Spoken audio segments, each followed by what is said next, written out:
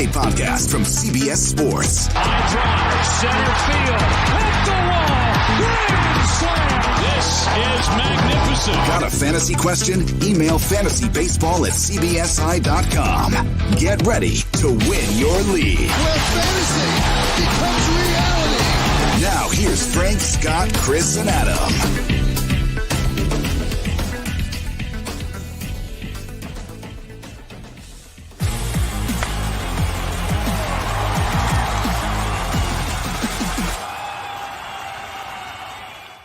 Happy Monday to everybody listening and watching out there, unless, of course, you have Gerrit Cole on your fantasy team. Time to answer some questions. Welcome in to Fantasy Baseball today on Monday, June 28th. Frank Stanfield joined by Scott White and Chris Towers. Lots to go over from the weekend. Most added and most dropped players.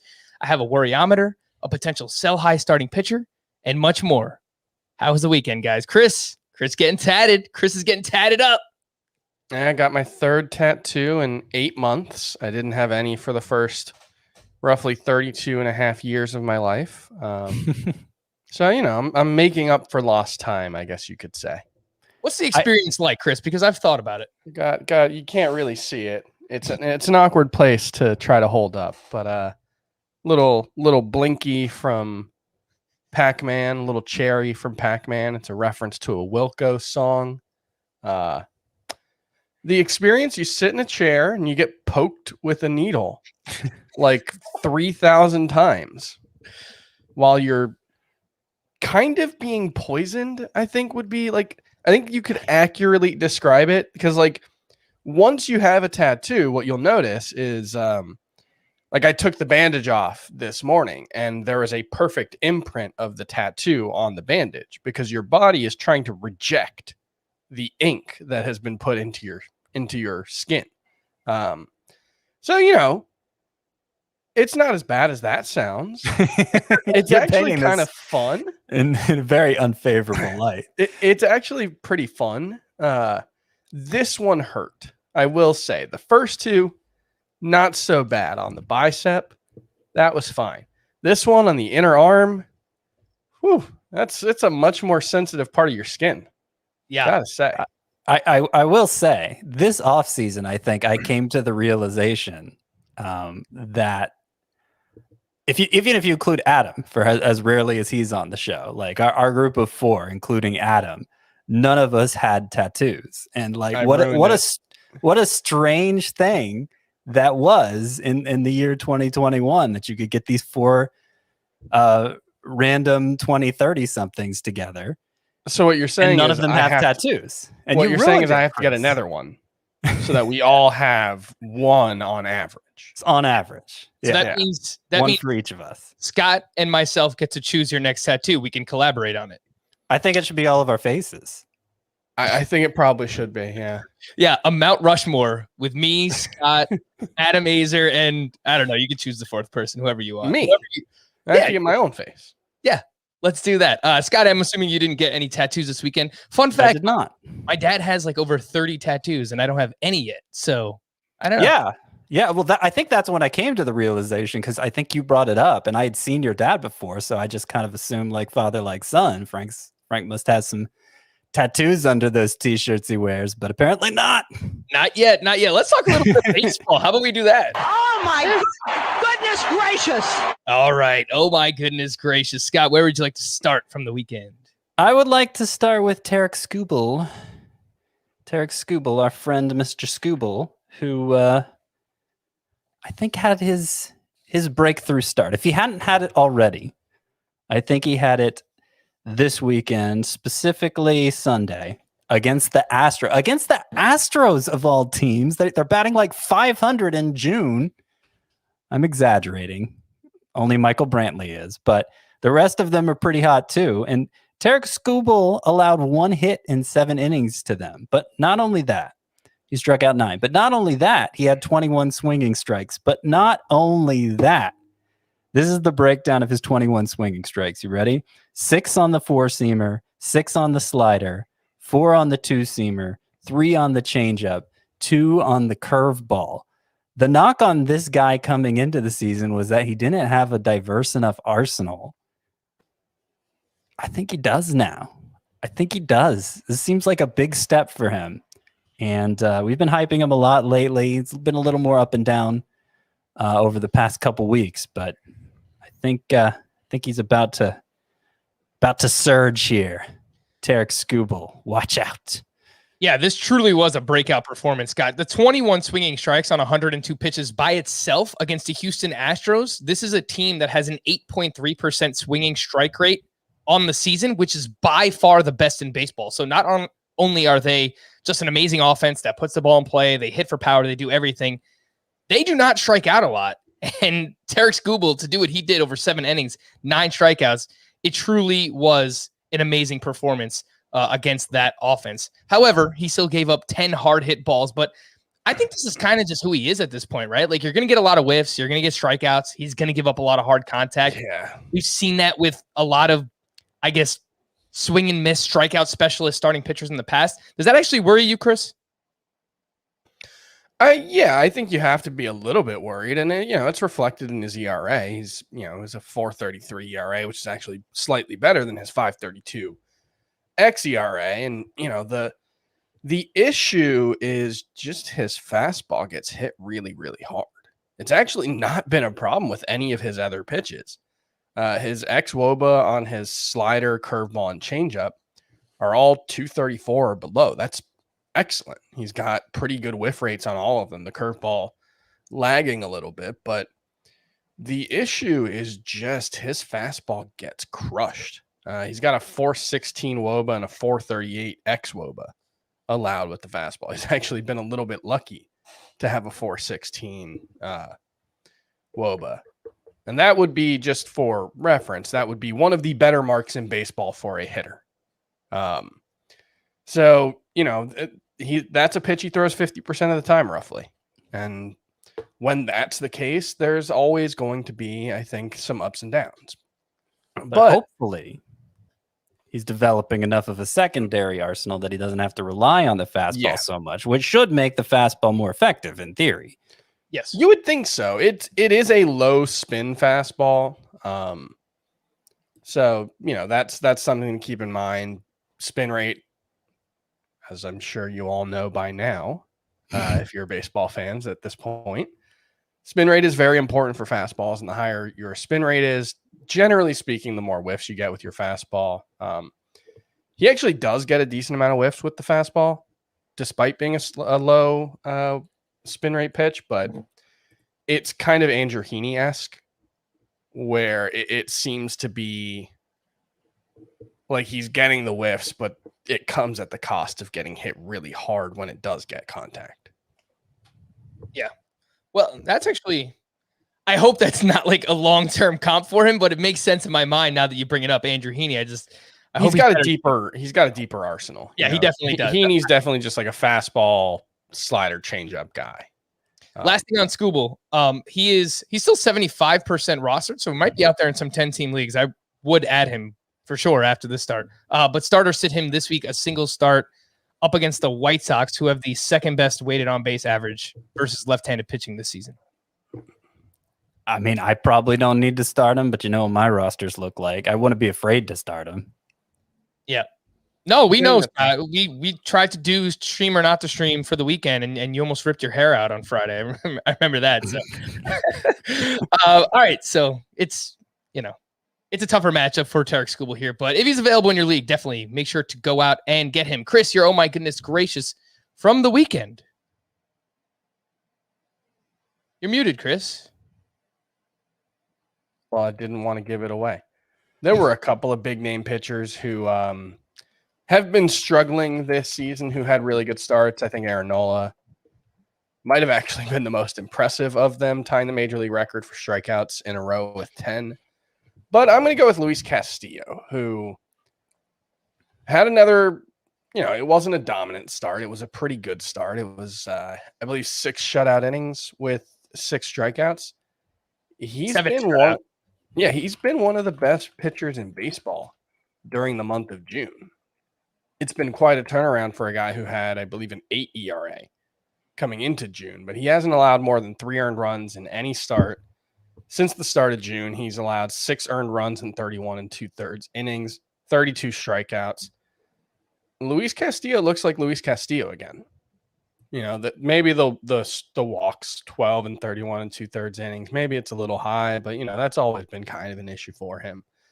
He looks like himself for the most part. The 1 strikeout per inning, not necessarily what you're looking for, but 25.6% strikeout rate. That's pretty much right in the range you're looking for from Luis Castillo. So my concerns aren't completely gone, but I definitely feel, pretty vindicated about, having had some faith in him still, despite the struggles. I would like to see one more really big strikeout game for him, though. He hasn't had a double-digit strikeout game since that May 18th start against the Giants. Yeah, that's where I'm at, too. I mean, his last 5 starts have still been very good. 1.71 ERA, 0.98 whip, 32 strikeouts over 31 and a third innings pitch. So it's good. It's just over a strikeout per inning, but that's usually not what we're used to from Luis Castillo. It's usually some huge, 12, 11 K per 9 kind of number for Luis Castillo. And this year, he's right around a strikeout per inning. During that stretch, he still has a 58% ground ball rate, 13.9% swinging strike rate. So he's nearly back. I feel comfortable saying that for Luis Castillo. Scott, anything that you would like to add on him? He's facing the Padres at home this week. That's actually not a bad matchup, even though the Padres are good overall. Yeah, I feel much more confident starting Luis Castillo these days. I, of course, wish the strikeouts were higher in June, as well as everything else is gone for him. But given that the swinging strike rate is so high, I think it's just a matter of time. All right, Luis Castillo, hope you bought low when you could. Should you buy low on Gerrit Cole? I don't know. Well, he was at the Red Sox on Sunday. 5 innings, 8 hits, 6 runs. 5 of those were earned. He gave up 3 home runs, on one of them on the first pitch of the game against Kike Hernandez. And he still had 15 swinging strikes on 89 pitches. So I guess that's the positive. He gave up 7 hard hit balls. The spin rates actually weren't down, which I thought was probably the most interesting part of this is okay, we've seen other starting pitchers, and I have some names here that I'll go through from the weekend that were, down 100, 200 RPM again on their pitches. That wasn't the case for Gerrit Cole here, yet he was still really bad against the Boston Red Sox. Mind you, one of the best lineups in baseball. His last 8 starts now for Cole is a 4.04 ERA during that span, 51 strikeouts over 49 innings pitched. I assume a lot of the damage was coming from this start with that ERA. But yeah, that was interesting with the spin rates, because of course we've seen them dropping since early June, and last start they just totally collapsed.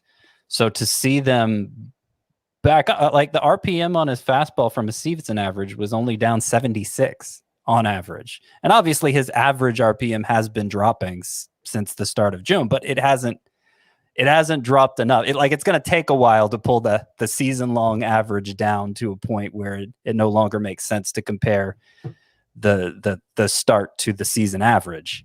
But how did that happen? They checked him after the first inning. They inspected him, and I saw a lot of reactions on Twitter. I think it's safe to say he's not using anything, but maybe they noticed that the spin rates were not down as much as they had been the rest of the month, and it raised suspicions. I wonder if he was compensating in some way for not having that spin, and I don't mean by using a substance necessarily, but maybe he was overthrowing or something. I'm not even sure how you could fabricate a higher spin rate, but I wonder, just because it was notably much higher and he struggled, if he was compensating in some way that affected his command. The velocity was up for his pitches a little bit, so there's a chance that he was overthrowing. The slider up 1.5 miles per hour, the fastball up almost an entire mile per hour. So I know we mentioned that last week, Chris, with Trevor Bauer, where his spin rates were down, but he kind of compensated by throwing harder. Maybe that's what Gerrit Cole was trying to do here, but it didn't work. Yeah, I think Cole and Bauer are actually, in a lot of ways, they're not that similar. And I think if either of them heard you saying that they were similar pitchers, they might try to fight you, given their rivalry. But in certain ways, I think they're very similar pitchers, because I think they're good command, good control, mediocre command pitchers, if that makes sense. That dichotomy between control, which is throwing it in the strike zone, command, which is throwing it in the strike zone where you want to, where hitters can't do damage with it. And I think you saw a really good example of that dichotomy on the bomb that he gave up to Rafael Devers in this start, which, hey, man, if you're aiming for the middle of the strike zone, that was a great pitch, but you shouldn't be aiming for the middle of the strike zone. He threw, a 99-mile-an-hour pitch just right over the heart of the plate, and Rafael Devers, one of the best hitters in baseball, crushed it. You can't make those mistakes. And I think the biggest thing for both Bauer and Cole is, if they do have to compensate for their pitches being less effective, which is essentially what we're talking about with the spin rate, is that, the fastball that goes right down the middle when you're throwing at 98 miles an hour with a 2,600 RPM spin rate, that might get might get over the barrel. The hitter might swing under it. Whereas the lower the spin rate, it doesn't rise as much. That's on the barrel. What we might be seeing is that it whether they have to try to throw harder or whether they just throw the same, but they're the same kind of, good control, middling command pitchers, is that the margin for error is slimmer. It doesn't mean they're bad. It just means that they may be more prone to giving up home runs. And these are two pitchers who give up a lot of fly balls already and relatively speaking, give up a decent amount of home runs for how good they are. It's just in Bauer's case, he's improved his control so much. His walk rate has plummeted over the last couple of seasons. And in Cole's case, he's just been so hard to make contact with in general.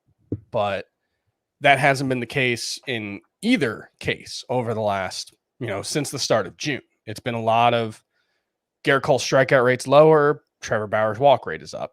And that's just going to make it a little bit harder for them to be, dominant pitchers. I don't think I actually wrote about this. It'll be on cbssports.com/fantasy on Monday morning. I don't think Bauer is suddenly a bad pitcher. I think he's just more like a top 12 pitcher than a top 5 pitcher, like we talked about on Friday. And I think Cole is more like a part of the pack now, rather than pushing Jacob deGrom for the best pitcher in baseball, which I think is where he's been since the preseason for me. Yeah, and I think that's well said. I mean, there's not really anything else actionable with Gerrit Cole. I mean, it's not the time to shop him, obviously, because he's coming off one of his worst starts of the season. The ERA over 4 over his last 8 starts, 3 of those starts he has allowed 5 earned runs. So, it's a lot of it did come in this start, Scott, but it's been 3 starts now where he's allowed 5 earned runs. It's like we're just not used to seeing this from Gerrit Cole. So, I think he's probably just one of that group now from 2 to 12, because Jacob deGrom once again stands alone. Some other spinny stuff that I noticed from the weekend: Corbin Burns on Friday against the Rockies still had an okay start, 6 innings, 1 run, 7 strikeouts. His cutter was down 258 RPM. And I noticed his first 11 starts, he had an 18% swinging strike rate. His last 2 starts, that is down at 10% for Corbin Burns. Tyler Mahle against the Braves, 6 innings, 4 runs, 7 strikeouts. Spin rates were down again for him. I remember last time out, we noticed that with Tyler Mahle, 214 RPM on the fastball, 156 on the slider. What'd you say, Chris? He has the 6th largest drop in spin rate from. This is part of what I wrote for the site. I looked at the pitchers with the biggest change in spin rate from June 3rd and earlier since. And Bauer had the highest, 258 RPM on average. He's one of 2 pitchers above 200 RPM drop. Tyler Anderson's one of the others. Gerrit Cole's 4th, and Tyler Mahle is actually he's 7th. Dylan Bundy, Walker Buehler, and Tyler Mahle are 5, 6, and 7 on that list. So it's interesting. Were you just looking at fastball? Yeah, I'm just looking at fastball because the spin, Corbin Burns' primary pitch is a cutter. Yeah, he actually didn't qualify for the leaderboards that I pulled. So because it was a cutter, or because the change wasn't enough? He hadn't thrown enough 4-seamers. Okay, yeah. Because I think the 3 pitchers who have stood out the most in terms of not just the spin rates dropped, but it appears to be changing their effectiveness. The three who stand out most for me are Bauer, Cole, and Corbin Burns, actually, whose walks have been up and his strikeouts have been down recently. And, it's not conclusive, me saying that. And part of the reason why it's so noticeable is because they were so dominant before those drops in spin rate. But nonetheless, I'm noticing a difference with those three. That's the thing that's hard about all of this is we're dealing with small sample sizes from just the first 2 months of the season. We're dealing with small sample sizes from the 2020 season.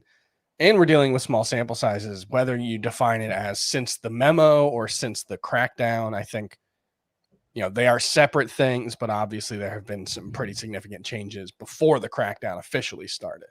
Yeah. It's only been a week of the crackdown. So. Yeah. And like, it's hard to tell, like, is Corbin Burns just having some natural regression? That wouldn't necessarily be surprising in terms of the results. Like, right. Yeah. He had like 4 walks in his first 8 starts or something.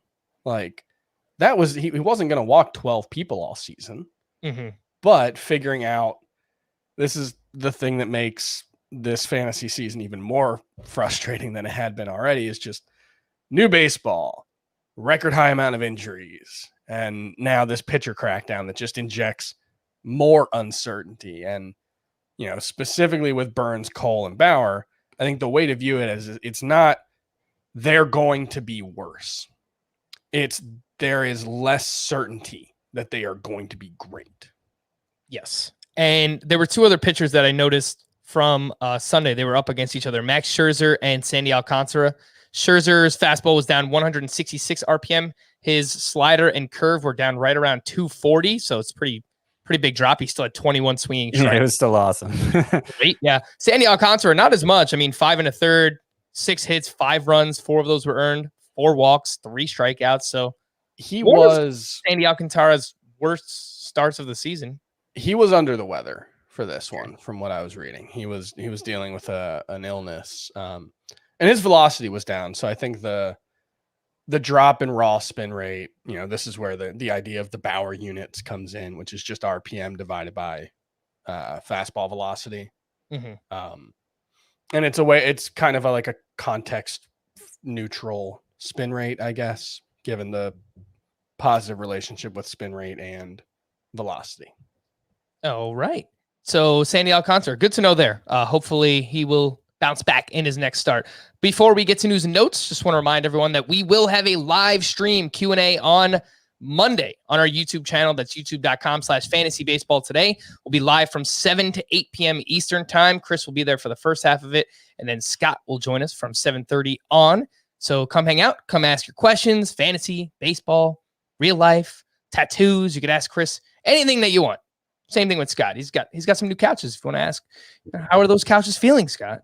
And we will find out. They're getting a lot of comments, the couches. Everybody loves the couches. Everybody loves the couches. All right, news and notes. We don't love Joe Girardi because he's a liar. We had a bunch of bullpen happenings this weekend, and Girardi came out on Friday and said, Jose Alvarado will get the next chance to be the Phillies closer. All right, well, since then, let's give you a little bit of timeline of a bunch of things that happened. Friday, they had a doubleheader. Game 1, Jose Alvarado had a save chance. He allowed the game-tying run to score. So, okay, messed up there. Game 2, Hector Neris, clean 9th inning for his 11th save of the season. Awkward. On Saturday, Jose Alvarado had pitched 3 of 4 days, so he went back to Hector Neris in a 1-run game. He gave up 2 runs, took his 6th blown save of the season. Again, awkward. For Sunday, Jose Alvarado used in the 8th inning in a 4-0 game. He gave up a run, and then Archie Bradley got his first save of the season. He also gave up a run. Phillies, bullpens, Girardi, talk amongst yourselves. So of those 6 blown saves for Neris, I think 5 have come in June, right? At least 4. He's had a horrible month. Horrible month. So you can understand why Girardi's losing faith in Hector Neris. Yeah. I don't know why he backed down from his Alvarado stance so quickly. Alvarado stance so quickly. Maybe it had something to do with him blowing the save in that first game. I don't know that I'd be investing so much in Archie Bradley. I mean, Brady has a ERA over 4, and I don't think he's been that good of a pitcher for a few years now. I think Alvarado is definitely better. if I had to pick one Phillies reliever to roster, I think I'd give Alvarado a slight edge to Neris, actually, because if Alvarado doesn't claim it quickly, then I could see them just going back to Neris. Inertia is a powerful force, and like you said, if Alvarado doesn't run away with it, Neris has just kind of kept coming back to the role, right? Over like the last 4 years, really. What a mess. I picked him up in one of our 12-team roto leagues. I spent $6 out of a $100 budget. Scott, I saw in your dynasty league, you picked up Alvarado for $6. That's a $150 budget. In my main event, he went for, this is a 15-team roto league. Jose Alvarado went for $71 out of a $1,000 budget. So all kind of in that like 6 to 7% range if you play in a deeper league and you're chasing saves. Not that Alvarado's the guy, but I guess we'll see. Michael Fulmer was placed on the IL for the Tigers with a cervical spine strain in his neck. Jose Cisnero picked up his third save on Saturday. And then on Sunday, Gregory Soto pitched the 9th and the 10th and wound up with the win. Chris, Cisnero worked the 8th for what it's worth. Cisnero worked the 8th and then Soto the 9th and 10th. Chris, who gets the next Tiger save? Jose Cisnero or Gregory Soto? I don't have a strong opinion on it one way or the other. It's a bad team. Neither of those is an especially good pitcher. I really want it to be Cisnero. I think he's actually good. I think he is good. His numbers in 2020 were good, and 2021's basically caught up to them after a rough start. So like an ERA around 3, a whip around 1. Yeah, I just think you can flip a very boring coin and hope you get 5 saves out of whichever one comes up. I think I agree with Scott that Cisnero is probably better, but I don't have a strong opinion on it. Gregory Soto has settled down a little bit. He's got a 2.25 ERA. The whip is still high at 1.28, just over a strikeout per inning.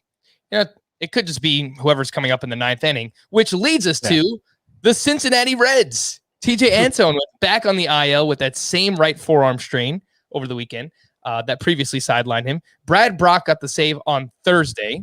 We spoke about that at the time. And then Amir Garrett got the save on Saturday with Brock pitching in the 8th. Reds saves. I might invest in the Orioles closer situation before I've invested in the Reds right now. I would go with Alvarado or Cisnero or Soto, or for the Orioles, I'd probably guess Paul Fry before I tried picking out anybody in the Reds bullpen to fill in for Lucas Sims, who we don't know how long he'll be out.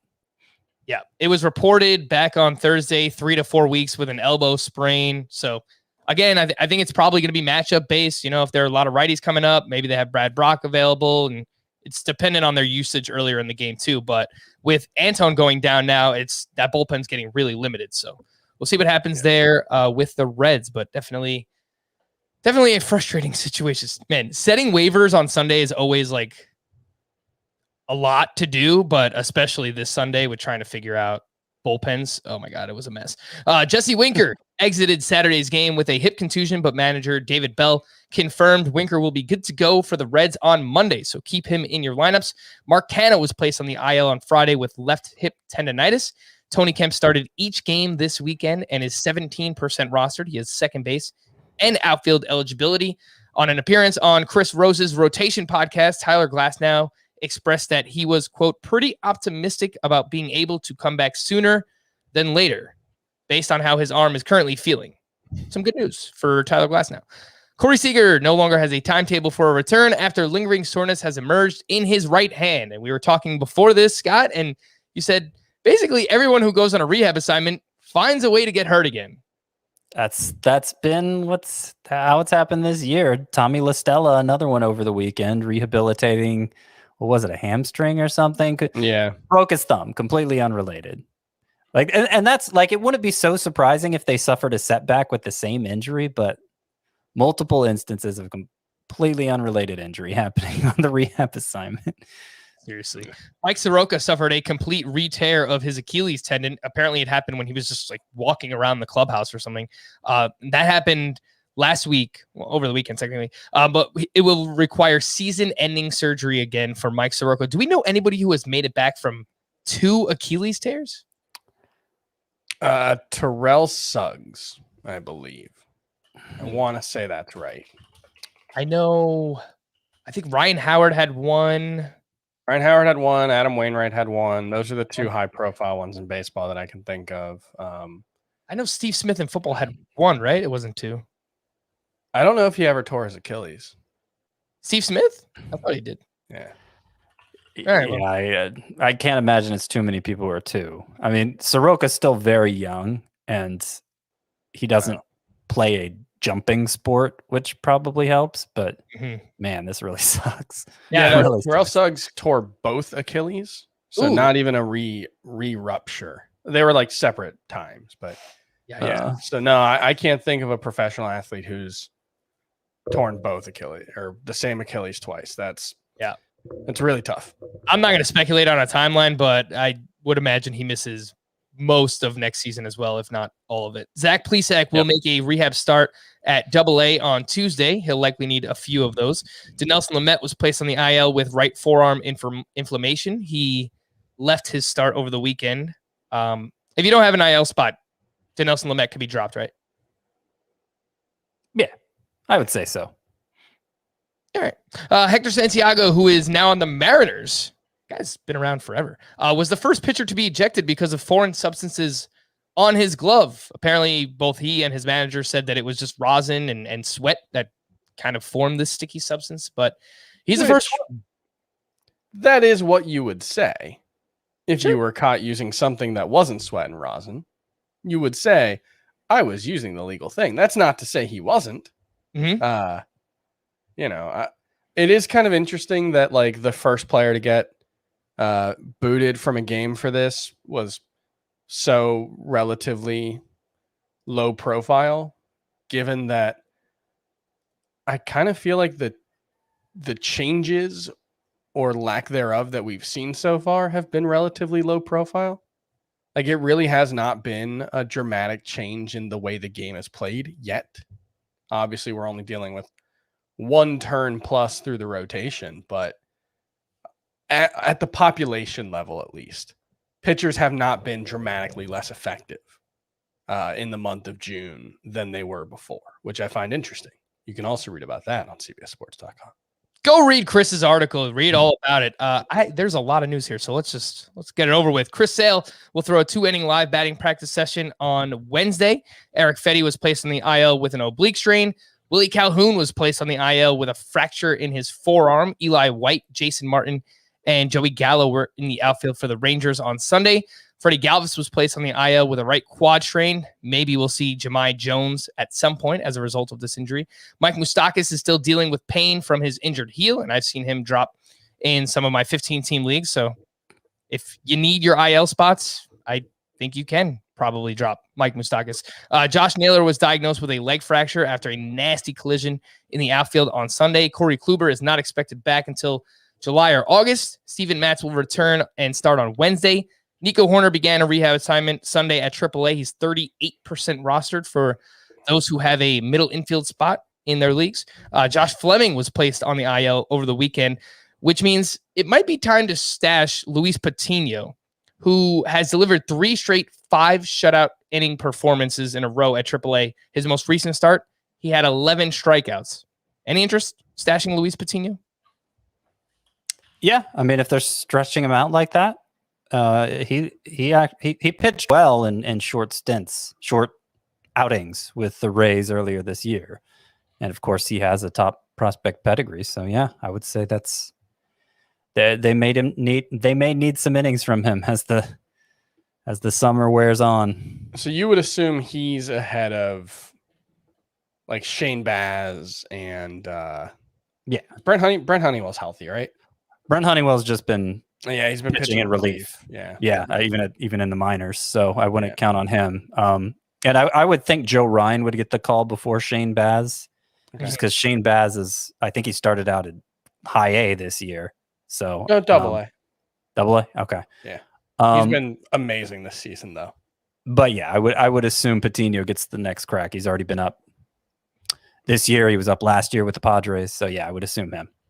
Blue Jays catcher Alejandro Kirk started a rehab assignment Saturday for those in 2 catcher leagues.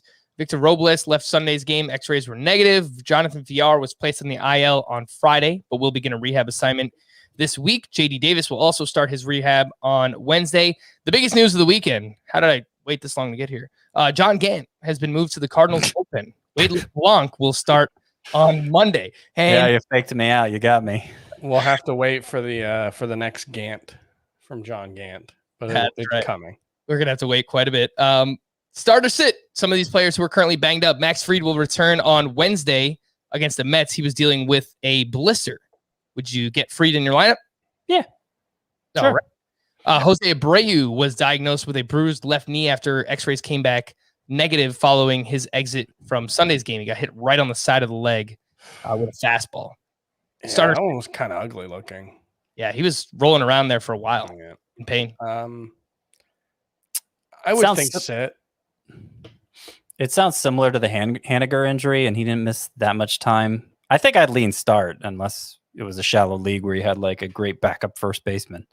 Yeah, it doesn't help that Jose Abreu has just been really bad this month too. So maybe give him a couple of days to give him a couple of days to get back on track. Ketel Marte returned on Saturday and then left early again because of that hamstring injury. He was out of the lineup Sunday. He's going to go for more tests on Monday. Start or sit? Would prefer to sit if I can, but I'm not sure I can. And I'm thinking of one league specifically where I don't have anybody I can start over him. So yeah, it's probably gonna have to be him. I would sit Marte if possible. I suspect he's going on the IL. Anthony Rizzo was removed from Sunday's game due to lower back tightness, and this is something he's dealt with off and on all season. Yeah, probably, and similar to the Abreu situation. Last one. Wander Franco is not hurt, but he only plays 5 games this week, and he is 3 for 22 with 5 strikeouts. So great first game, Wander Franco, and then not so great. Yeah, I mean, 18.5% strikeout rate, 18.5% walk rate. He hasn't. There's been some Jared Kelenic comps that I've seen in the emails and comments on Facebook, and don't think that's quite fair. I feel like he's. Well, Kelenic started out with the low strikeout rate too. First 13 games, but it was 16.4%, and then it blew up after that. So but my assumption with Kelenic is he started pressing, and I don't know that that's going to happen with Franco. I can't really predict the future with Franco. I'm not even going to try. I'm not the way rookies have gone recently. Like maybe he needs to go back to the minors. Maybe he doesn't. Considering the Rays are the only team with 5 games next week, probably try to sit him, but not everybody's carrying a backup shortstop. Scott, which teams can you predict the future? Which players can you predict the future for? I feel like I can make a better assessment with some than others. Like I'm just yanking your chain. I know you are, but my point is that with newly arrived prospects, I mean, we've talked about it so many times before. Like it just uncertainty. Yeah, like they used to seem much more bankable than they do now. Prospects, they're like a box of chocolates. You never know what you're going to get. Chris, there is a player that I can predict his future performance. His name is Alex Cobb, and I told you he stunk, and he stunk over the weekend.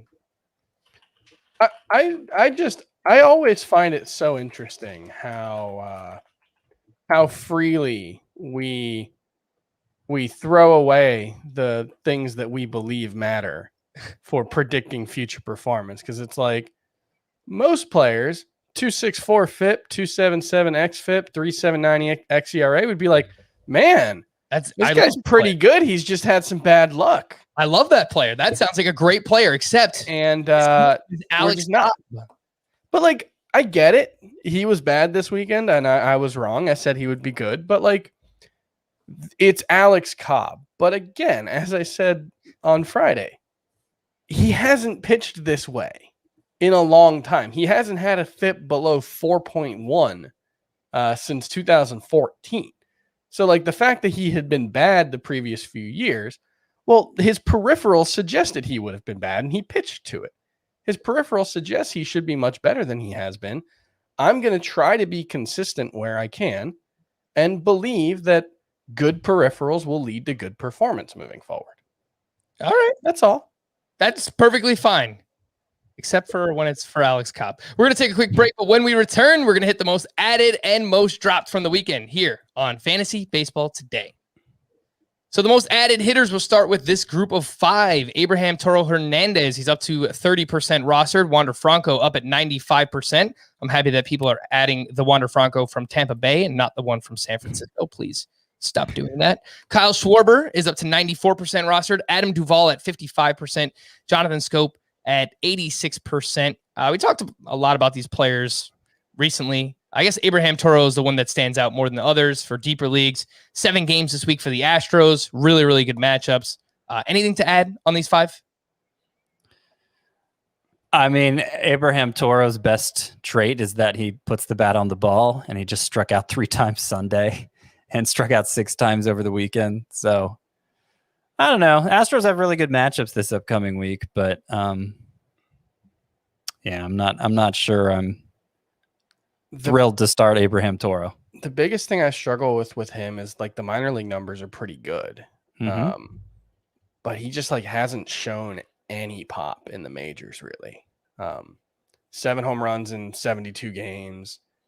Exit velocities are all mediocre to bad. And so it's a question of whether he can figure that out. Because the plate discipline is good. I just haven't seen it yet. This next group of 5 most added hitters from the weekend. Steven Duggar for the Giants. He's up to 24%. He's still batting .326 with 6 homers and 6 steals, albeit with a very high strikeout rate. CJ Cron up to 53%. Akil Baddoo, 35%. Miles Straw up to 31%.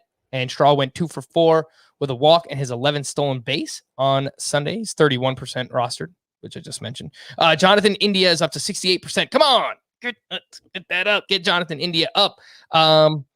For this group, CJ Cron, look, the Rockies play 7 games. He's Scott's number 1 sleeper among his sleeper hitters. So we've talked a lot about CJ Cron, but even in shallower leagues, I would say go out there and get him. Straw, I've mentioned a lot recently. Steven Duggar is one that like just kind of keep mentioning in passing, but he keeps playing well. Well, the thing is, like, I kept waiting for his numbers to catch up to his strikeout rate, which you've pointed out is awful. But what's actually happened is the strikeout rate's caught up to his numbers. He struck out just 3 times in his, heading into Sunday, he had struck out 3 times in his past 12 games, 3 times in his past 39 plate appearances, which I don't know why his season-long strikeout rate is so high considering, because that is a ton of contact being made. And like, I mean, it's not like he's turned into Abraham Toro in terms of putting the bat on the ball, but if he's not going to strike out 30% of the time, suddenly my mind is open to maybe him being a relevant fantasy contributor. I don't know who the Giants hitting coach is, but like that dude deserves a raise because it seems like everybody that they've gotten or everybody who's come up for them has just like transformed into a much better hitter than they really had any right to be. Well, that's kind of true of the pitchers too. Yeah. They're the best team in baseball right now, I think, the Giants. They're the first best team record. to 50 wins. Yeah. It really kind of coincides with when Farhan Zaidi took over the team, right? Because that happened 2 years ago. And yeah, I mean, they've been pretty competitive since. So yeah, I think they have the best record, like the 30th best record for any team since the Giants, like in the time frame since the Giants moved to San Francisco. This is the 30th best record that a team has had at this point in the season, which is like 60 years now, something like that. Yeah, it's kind of wild. That's crazy. Some of the most dropped hitters from the weekend: Patrick Wisdom, Carson Kelly, Yermin Mercedes, Miguel Andujar, and Pavin Smith. Those 3 at the bottom there. Yermin Mercedes, I currently have bids to drop him in a 15-team league. So how about in a league where he's catcher eligible? Would you still hold Mercedes there? He's been so awful. Probably not a 12-teamer, even with the catcher eligibility. I contributed to dropping Wisdom, Mercedes, and Pavin Smith this weekend, and would have liked to on Andujar too. Just it was a 15-teamer, and there was nothing out there, so I had to hold on to Andujar. Yeah, Andujar, after playing a ton of games in a row, he's now he played over the weekend, but he has set 3 of the last 9 games for the Yankees. So, and he's kind of come back down to life. Some of the other most dropped hitters: Eric Haas, Jake Fraley, Anthony Santander, Jonathan Villar, Mike Moustakas. Santander is batting a cool .233 with a .642 OPS this year after having a breakout 2020. Chris, you're right, dropping Santander across the board? Yeah, I mean, a 5-team or a 12-team 5 outfielder leagues, I think it's borderline whether you should drop him. I think it's fine to hang on to him, but anything shallower than that is fine. The most added pitchers from this weekend: Chris Flexen, Jake Odorizzi, Ross Stripling, Patrick Sandoval, who had another 15 swinging strikes this weekend. Strikeouts have been up for him. He faces the Orioles this week. And then Joe Ross, who also has 2 starts. Flexen, Odorizzi, Stripling, Sandoval, Joe Ross. Most added pitchers. Yeah, so for the 5 of these are on my 10 sleeper pitchers for this upcoming week. The one who isn't is actually Sandoval. But you mentioned he had another big swinging strike performance over the weekend, and the majority of them, trying to find the exact number, but the majority of them came on his slider, which was interesting because we knew he had a good changeup. So yeah, 9 of the 15 came on the slider, and this was after 9 strikeouts last time out. Really, all of his starts have been decent so far. Yeah. The biggest problem is he's on a team that uses a 6-man rotation. Yeah. So you never get that 2-start week that you might be tempted to activate him. And for Sandoval, I mentioned he's going up against the Orioles this week. The Orioles are actually great against left-handed pitching, so just keep that in mind. They're 4th in weighted on base average against southpaws this season. The next group of most added starting pitchers: Caleb Smith, Wade Miley, finally up to 84%. That number should be close to 100. James Caprillion up to 82%. Jamison Tyone, he's got 2 starts this week. Danny Duffy up to 82%. And this is an interesting one because he pitched in relief on Friday for 1 inning, and then the Royals came out afterwards and said that Danny Duffy is set to fill multiple roles for the Royals moving forward.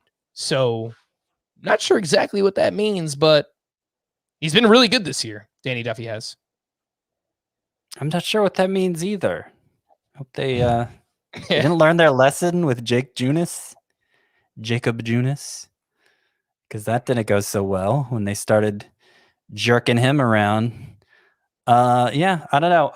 I think he's still lined up to start Monday's game. Duffy is, right? I believe he is. So that, in theory, he's lined up for 2 starts. I don't know that he's going to go that deep into either. Yeah, I think that those comments make you feel a little worse about the prospect of starting him. I don't think I would. Yeah. Yeah. And the start on Monday is against the Red Sox too, so that does not help things either. Speaking of the Royals, I have a few names here that I want to throw on the drop-o-meter and see where we're at. Mike Minor is one of those. He got destroyed this weekend. He allowed 9 earned runs, 11 hits. He's got a 6.03 ERA over his last 5 starts. The drop-o-meter on Mike Minor. 9. Yeah. I was going to say 6. All right. So 7.5. How about Domingo Germán, who at the Red Sox on Friday, 4 innings, 5 hits, 4 runs, 3 of those were earned. He has a 10.22 ERA over his last 3 starts. And I knew regression was due for him at some point because he had this stretch where he was facing a lot of really good matchups in a row. But I didn't think it was going to be this bad. But yeah, last 3 for Domingo Germán, ERA over 10. Drop-o-meter. 9. 6. I knew that was going to happen. I don't really get the appeal of Domingo Germán at this point. He had 1 season with a 4.03 ERA and won 18 games. And cool, he won 18 games. Yankees aren't that good right now, so chasing wins with Domingo Germán isn't that valuable. I'm just looking at how good his numbers were 3 starts ago, and I'm trying to not overreact to 3 starts. Yeah, that's basically it. His FIP is 4.53. His FIP in 2019 was 4.72. I don't think he's good. Yeah, I kind of see both sides because there's some stuff in the underlying numbers, like 12.7% swinging strike rate. That's pretty good. A 37% chase rate. That's also pretty good. He doesn't really walk many guys. Yeah, so like there is some stuff, but yeah, I mean, ultimately, at some point, you kind of are what your numbers say you are, right? So like most of his bad starts have been home run afflicted, which, give up a lot of home runs, you're going to have problems. But when you don't, he's usually pretty good. So I don't know. I don't think there's enough for me to conclude one way or another whether Domingo Germán is good. So I think he's just a guy. Even if so, I'm giving him a 6. I'm saying you're free to drop him if you can find something better. I just know in a lot of leagues I can't. And you know who is better than him? Shane McClanahan. I don't know what more we have to do. Not that he had a great start over the weekend, but a quality start. 6 innings, 3 runs, 7 strikeouts, 10 swinging strikes on 87 pitches. He has a 3.18 ERA over his last 3 starts, and he's averaging over 87 pitches per game during that span. He's 66% rostered. This is a lot like Jonathan India, where both of the roster rates for India and Shane McClanahan just need to be higher. And I guess we'll just keep bringing them up until that happens because I would be basically. I would drop Germán. I would drop Minor for McClanahan. I have no problem. Sure. Yeah, the issue is just the overall numbers don't look that great. And I think that's the thing that's holding him back. Like the 4.09 ERA, a lot of strikeouts, but only 50 innings. I can see why his rate isn't higher, but it should be. Yeah, I think people need to realize that, since Glasnow has gone down, they've kind of taken off the kids' gloves for McClanahan, and they're letting him go out there. He gets a ton of whiffs. I like him a lot, but you don't need me to tell you that. I tell you all the time. A few other waiver wire starting pitchers. Part 1 that I wanted to mention, David Peterson over the weekend, 6 innings, 1 run, 5 strikeouts. He's 29% rostered. John Gray returned at the Brewers, 5 shutout with 10 strikeouts, 17 swinging strikes on 83 pitches. He's 44% rostered at home against the Pirates this week. Drew Smyly, 6 innings, 1 run, only 3 strikeouts. He's got a 1.62 ERA over his last 3 starts. Johnny Cueto up against the A's, 7 shutout, 6 strikeouts. He's 53% rostered.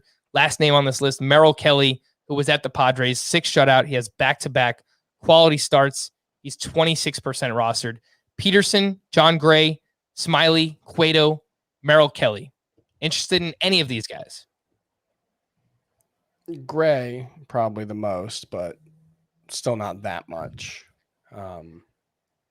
Kelly's been kind of good for like 2 months now. He's been inconsistent. He has starts where he gets blown up and out of nowhere at the Padres, he gives you a quality start. Yeah, but since April 27th, so almost exactly 2 months, he's got a 3.84 ERA with 69 strikeouts and 70 1/3 innings. It's pretty good. He's averaging over 6 innings per start, right around 6 innings per start. I think that's just under. He might be Domingo Germán. He might be. In a good way. Yes. It or would be a bad way for Domingo Germán. Or a bad way for Domingo. But I'm saying, like, if your choice is dropping Domingo Germán for one of these guys, I think I'd do it for Gray. I probably won it. And, because I think the bad outcome for Germán is something like Merrill Kelly. All right, waiver wire starting pitchers part 2, and shame on me, took way too long to get to Zach Thompson, admittedly. I know that I wanted him to be my, oh my goodness gracious, because Zach Thompson of the Marlins. There's so much to get to from the weekends, but we're here. We're here now. We're talking about Zach Thompson, who had 6 innings, 2 runs with 11 strikeouts. Hey, look, that's why I get to listen to the podcast all the way through. So if you're still here, I appreciate it. 6 innings, 2 runs, 11 strikeouts, 16 swinging strikes this weekend for Zach Thompson, who's on the Marlins, if you didn't know. He's 18% rostered. Kyle Muller, who was at the Reds on Sunday, 5 shutout with 9 strikeouts, 16 swinging strikes in that start. And then a few other names here. Eric Lauer, 6 shutout. Okay. Max Kranick, kind of interesting. He was at the Cardinals, 5 perfect innings with 3 strikeouts. He is a prospect-ish for the Pirates. And then Jordan Lyles up against the Mariners, 7 innings, 1 run, 4 strikeouts. All right, so there's really 2 people I want to talk about here. Okay. Zach Thompson and Kyle Muller. But Thompson especially, because these 11 strikeouts in 6 innings. Like, I've been very dismissive of Thompson so far. He's 27 years old. You look at his minor league numbers. It was almost, at least in recent years, almost entirely a reliever. At AAA this year, he had an ERA over 6, I believe it was. Yeah, 6.60 and 8 relief appearances at AAA. This year, 2019, 5.23 ERA, 143 WHIP, 10K per 9, but still, like these are obviously not good numbers from a guy who was in the minors into his late 20s. Not a prospect, right? He looks so good. He looks not only in this start, his previous start, 4 1-hit innings with 7 strikeouts. So the strikeout was way high again and only 1 hit allowed. The breakdown of the pitches, cutter, four-seamer, curveball. He has a changeup too. The four-seamer, high spin rate on that, so it's good at swinging misses. And I just watched the highlights of this start against the Nationals over the weekend, and the number of uncomfortable swings that were being taken on his pitches, like they did not have a good read on him at all. They were not taking confident swings at him while he was piling up these whips. Yeah, that's one of the things that he is, 6'7", has kind of that an overhand delivery. A lot of drop on that curveball. Like I said, high spin on the fastball. The cutter, I think, is really deceptive, playing it off the fastball too. That cutter might be the key, because I'm looking at like scouting reports. This was like, he's in the Marlins system. He was a minor league free agent that they signed. Apparently he was like a high priority for them in the minor league free agent market, but he was not someone I'd ever heard of before he got the call. And I'm looking at a scouting report from January of 2020 when he was with the White Sox, and it's mentioning no cutter. It was 2 fastballs, curveball, and like a show me change. So the cutter does appear to be a new pitch for him. And I wonder if, since he was used in relief, he didn't get a chance to unveil like his full arsenal. Like one of those guys, you don't often see the reliever get better when moved to the starting role, but usually it's because they're able to use more of their pitches. And I was reading about, prior to his call up, even though he was being used as a reliever at AAA, like the Marlins identified him as somebody who could start if they needed an extra starter. And I don't know if there's an organization that has a better read on pitching right now than the Marlins, because they keep unearthing these guys. Yeah. I think he might be legitimate. It would be one of the unlikeliest breakouts I've ever seen. But Zach Thompson might be legit. There's no such thing as a pitching prospect. That's as true. The man said. That is what is said. For Thompson, would you put him ahead of all those pitchers we mentioned in the first group? Peterson, Gray, Smiley, Cueto, Kelly. Yep. Yeah, I don't think it's anything close to a guarantee that he's better, but we know like the other guys are known quantities for the most part. He could be anything. He could even be Merrill Kelly. A lot of Merrill Kelly references on this podcast today. Would you guys drop Mike Minor or Domingo Germán for Zach Thompson? I would drop Minor. I might drop Germán. Shallower league, I'd drop Germán. Take a shot on the upside. Anything you guys wanted to add on Kyle Muller, who looked really good on Sunday? 4-seam, slider, curve. He averaged 94 miles per hour on his fastball. 9 strikeouts against the Reds.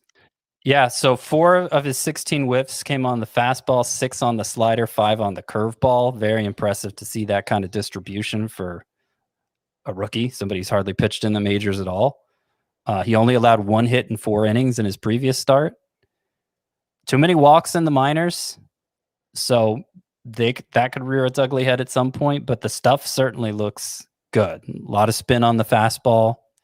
Kyle Muller. I like Thompson more, I think, but Kyle Muller's interesting too. All right, I'm just going to bounce around from here on out for the next 5 minutes to try and get to as many things that happened this weekend as possible. Keston Hiura had four hits this weekend, including 2 home runs. He did have 5 strikeouts during that 3-game stretch. He's 37% rostered. Scott, I know you really like the Brewers matchups this upcoming week, but Chris, Keston Hiura making some noise here. Would you be looking to add him in deeper leagues, shallower leagues, anywhere? What do you think? Sure. Yeah, I added him in Tout Wars. And what is that? 12-team Roto? 12-team Roto, yeah.